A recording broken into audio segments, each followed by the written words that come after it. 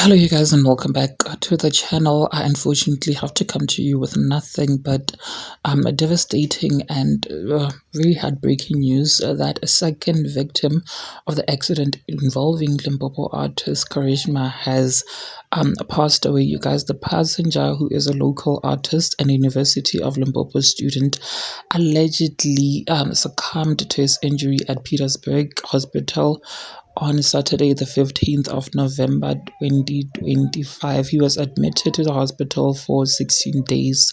Karishma, whose real name is Melita Morale, was involved in the crash on Friday, the 31st of October, along with her colleagues. Now, the accident occurred between Grobler and Magazine Streets in Polokwane.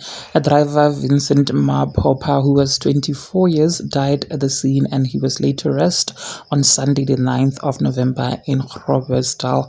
Vincent was also a musician and a final student at the University of Limpopo, set to graduate in 2026.